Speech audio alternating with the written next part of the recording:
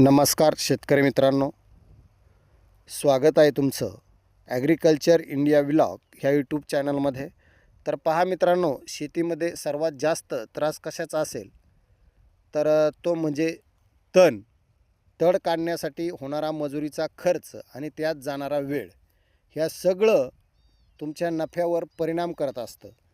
पण आता काळ बदललेला आहे मित्रांनो. आज आपण जाणून घेणार आहोत शेतीसाठी एक गेम चेंजर असा उपाय, तो म्हणजे मल्चिंग पेपर किंवा मग साईल कवर. तर तुम्ही निश्चित साईल कवर म्हणजे काय आणि मल्चिंग पेपर म्हणजे साध्या सोप्या भाषेत सांगायचं तर एक प्रकारची ही प्रोडक्टिव्हिटी मॅट आहे. ही जाळी आहे. जेव्हा तुम्ही तुमच्या बागेत किंवा शेतात अंथरता तेव्हा ती सूर्यप्रकाश जमिनीपर्यंत पोचू देत नाही आणि प्रकाश न मिळाल्यामुळं मित्रांनो, जे तण आहे ते तण उगायचं थांबतं आणि तण उगवत नाही. आपोआप त्याचं बीज जे आहे ते नष्ट होतं. मित्रांनो, ज्यावेळेस तुम्ही मल्चिंग पेपरवर किंवा साईल कव्हरवरती डाळिंबाची म्हणा, आंब्याची म्हणा, कशाची लागवड जर केली तर तुमचा जवळपास मजुरीचा खर्च जो आहे तो खूप वाचणार आहे. तर मित्रांनो, आपण यापूर्वीसुद्धा डाळिंबाची जी लागवड आहे ती मल्चिंग पेपरवरती केलेली आहे आणि जवळजवळ मित्रांनो ती आता झाडं 7 ते 8 महिन्याची झालेली आहे.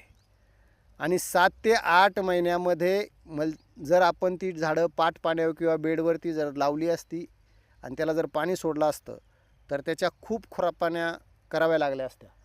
परंतु मित्रांनो, आत्ताच्या म्हणजे गेल्या वर्षी जी उन्हाळ्याची कांदा लागवड असते दिवाळीच्या नंतर, त्यानंतर मित्रांनो आम्ही डाळिंबाची 1000 झाडांची लागवड केलेली आहे आणि अद्याप त्या झाडांना अजून डाळिंबाला खुरपणीसुद्धा केलेली नाही आहे. खत व्यवस्थापन जे आहे ते फक्त आम्ही ड्रीपद्वारे सोडतो आणि त्याला कुठल्याही प्रकारचं खुरपणी न केल्यामुळे तिथं तण होण्याचा काहीच विषय येत नाही.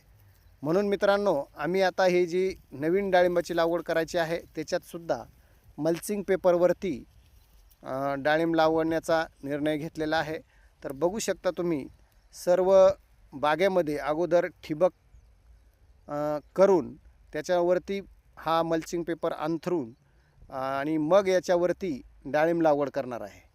कारण मित्रांनो, आपण पहिलं काय करायचो, डाळिंब लागवड करायची म्हटलं की ट्रॅक्टरने वगैरे तास टाकायचं, त्या तासात डाळिंब लावून द्यायची आणि पाटाने पाणी सोडायचं आणि मग पाटाने पाणी सोडल्याच्या नंतर त्याच्यामध्ये खूप तण वगैरे उगवतात. पण आता लोक खूप आधुनिक पद्धतीने शेती करायला लागलेले आहेत आणि आपणसुद्धा त्याच आधुनिक पद्धतीने जर शेती केली तर मित्रांनो, निश्चित जो आपला खर्च आहे तो खर्च कमी होणार आहे. त्याच्यामुळे आम्हीसुद्धा डाळिंबाची जी लागवड आहे ती अशा पद्धतीने लावण्याचा निर्णय घेतलेला आहे. जवळपास आता तुम्हाला दिसत असेल, हे जवळपास 3 ते 4 एकर शेती आहे आणि त्याच्यामध्ये आता ही डाळिंब लागवड करायची आहे. आता ही डाळिंब लागवड करत असताना प्रथम पाण्याचं नियोजन खूप महत्त्वाचं आहे मित्रांनो. काय होतं, पाण्याने भरपूर पाणी लागतं आणि भरपूर पाणी लागत असल्यामुळे आपले तेवढं पाण्याने पाणी काही वेळेस देणं शक्य होत नाही. पाणी मागं पुढं होतं आणि मग आपले जे डाळिंबाची झाडं आहेत ती व्यवस्थित रोंबत नाही.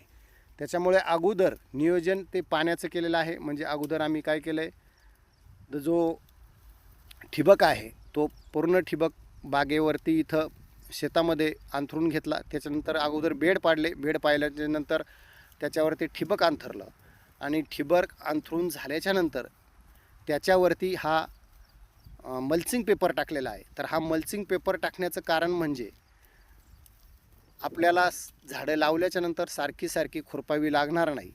कारण त्याच्यावरती त्या मल्चिंग पेपरवरती गवत होणार नाही. कारण तिथं कुठल्याही प्रकारचा सूर्यप्रकाश पोचत नाही आणि त्या मल्चिंग पेपरमुळे तिथं तण उगवणार नाही. आणि जे बाजूचा मधला जो पॅसेज आहे तर तिथं मित्रांनो आपण अवजार सहज मारू शकतो आणि अवजाराने तिथले पाळी घालून तिथले तण संपवू शकतो. परंतु बेडवरचे आपल्याला तिथं डाळिंब झाडं लावल्याच्या नंतर संपवता येत नाही.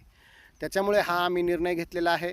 तर बघू शकता, टोटल पूर्ण झाडं लावण्याच्या अगोदर मल्चिंग पेपर ठिबक वगैरे करून घेतलेला आहे आणि याचा खूप चांगल्या प्रकारचा फायदा होतो मित्रांनो. तण उगत नाही. दुसरी गोष्ट, पाणी कमी लागतं कारण जमीन ओलावा टिकून ठेवते आणि पाणी कमी लागतं तर पाण्याने पाणी जास्त लागतं. त्याच्यामुळे हा आम्ही निर्णय घेतलेला आहे. म्हणून आता आम्ही ही पूर्ण टोटल डाळिंबाच्या झाडांची लागवड करणार आहे. तर आपणसुद्धा जर डाळिंब लागवड करण्याचा विचार करत असेल तर मित्रांनो अशा पद्धतीने करा. अगोदर ठिबक तयार करून घ्या, त्याच्यानंतर मल्चिंग पेपर घ्या आणि मग त्याच्यावरती डाळिंब लागवड करा. तर मित्रांनो आता ही डाळिंब लागवड आम्ही करत असताना तुम्हाला अंतर म्हणजे कोणती जात लावायची, तर आम्ही मित्रांनो सुपर भगवा ही जात आमच्याकडे भरपूर चालते आणि खूप चांगली जात आहे ती. जरी डाळिंब काढणीला आलं तरी काही दिवस ते टिकू शकतं, आपण त्याला टिकवू शकतो किंवा ते राहू शकतं. परंतु काही जाती अशा आहेत की एकदा फळ काढणीला जर आलं तर ते जास्त दिवस टिकत नाही. पण ही सुपर भगवा अशी जात आहे की ती आज काढणीला आलं तरी 2 दिवस दम धरू शकतं. त्याच्यामुळे आमच्या इकडं सर्रास सुपर भगवा या डाळिंबाची लागवड केली जाते आणि आता आम्ही ती लागवड करणार आहे. तर तुमच्या भागामध्ये तुम्ही कोणत्या प्रकारचं डाळिंब करता ते सुद्धा नक्कीच कमेंटमध्ये सांगू शकता. तर यापुढे तुम्हाला सांगतो, डाळिंब जरी क्षेत्र वाढलं तरी मित्रांनो क्वालिटी जर तुम्ही चांगली तयार केली तर निश्चित तुम्हाला त्याच्यामध्ये बाजार मार्केटमध्ये तुमचा माल चांगल्या प्रकारचा राहू शकतो. तर हे बघू शकता मित्रांनो, ही जी झाडे आहेत ही जवळजवळ आता 7 ते 8 महिन्याची झाडं झालेली आहेत. म्हणजे गेल्या वर्षी दिवाळीनंतर ही लागवड केलेली आहे मित्रांनो आम्ही डाळिंबाची, आणि तीसुद्धा मल्चिंग पेपरवरती केली. अख्ख्या वर्षभरात एकदासुद्धा ही डाळिंब खुरपणी याची करावी लागली नाही. कारण तर मित्रांनो आम्ही या मल्चिंग पेपरवर लावलं होतं आणि त्याचा फायदा त्याच्यामुळे आमचे मजूर खूप वाचलेले आहेत. आमचं तिथं फायदा झालेला आहे. त्याच्यामुळे तुम्हीसुद्धा अशा पद्धतीनं डाळिंबाची लागवड करू शकता. तर आता ही नवीन जी डाळिंबाची लागवड आहे तर ती मित्रांनो आम्ही 8 बाय 14 वरती करणार आहे. म्हणजे उभं जे अंतर आहे 2 झाडांमधलं ते 8चं ठेवणार आहे आणि आडवं जे अंतर आहे ते 13 ते 14चं ठेवणार आहे. कारण मित्रांनो काय होतं, झाडं ज्यावेळेस मोठी होतात त्यावेळेस मग ट्रॅक्टर वगैरे खालून फवारण्यासाठी जाण्यासाठी खूप त्रास होतो आणि तो त्रास होऊ नये म्हणून मित्रांनो आम्ही हा निर्णय घेतलेला आहे. आणि आत्ता जी लागवड आम्ही नवीन करणार आहे तीसुद्धा अशाच पद्धतीने करणार आहे. तर तुम्हीसुद्धा मित्रांनो जर नवीन डाळिंब लागवड करण्याचा नियोजन तुमचं जर असेल तर आणि तुम्हाला जर खुरापणीसाठी किंवा तुमच्या डाळिंबामध्ये तण होऊ नये असं वाटत असेल तर नक्कीच तुम्ही या पद्धतीनं तुमच्या डाळिंबाची लागवड करू शकता. अगोदर बेड पाडायचे, बेड पाडल्याच्या नंतर त्याच्यावरती जो तुमचं ठिबकचा पाईप आहे तो पाईप अंथरून घ्यायचा आणि त्याच्यानंतर मल्चिंग पेपर, आणि मग त्याच्यानंतर तुम्हाला जेवढ्या अंतरावरती डाळिंब लावायचं आहे तेवढ्या अंतरावरती तुम्ही त्याच्यानंतर होल पाडून तिथं तुम्ही डाळिंब लागवड करू शकता. तर बघू शकता मित्रांनो आता ही 6, 7, 8 महिन्याची झाडं झालेली आहेत. गेल्या वर्षी दिवाळीच्या नंतर लावलेली झाडं आहेत. तर मित्रांनो ही अजून 2 महिन्यांनी 2 ते 3 महिन्यांनी हे झाडं आमचे धरण्याचा निर्णय आहे. म्हणजे वर्षाच्या आत ही झाडं आम्हाला धरायची आहे. म्हणून आता आम्ही एवढं हे फ्लावरचं पीक काढल्याच्या नंतर ती झाडं धरणार आहे.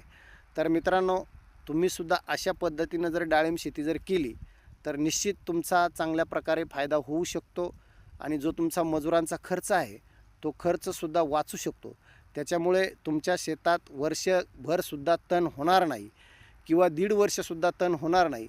जर तुम्ही मित्रांनो अशा पद्धतीनं जर डाळिंबाची किंवा इतर पिकांची त्याच्यामध्ये मग तुमचा आंबा असेल, पेरू असेल, जांभूळ असेल किंवा बोर असेल, अशा पद्धतीने जर तुम्ही लागवड केली तर तुम्हाला तिथलं तण काढण्याची गरज लागणार नाही. मधल्या भागामधलं जो तण आहे ते आपण ट्रॅक्टरने वगैरे बैल अवजाराने सुद्धा काढू शकतो.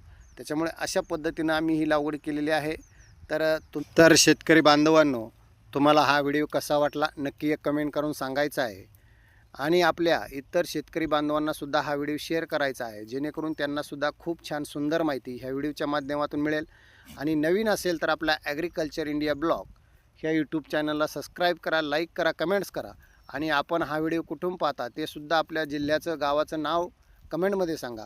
तर माझा हा व्हिडिओ आपण शेवटपर्यंत पाहिल्याबद्दल खूप खूप धन्यवाद. आणि असेच काही तुम्हाला माहितीचे नवीन व्हिडिओ पाहिजे असेल तर तुम्ही कमेंटमध्ये नक्की विचारू शकता. त्या संदर्भातली नक्कीच मी माहिती देण्याचा प्रयत्न करेल. तर धन्यवाद. जय जवान, जय किसान.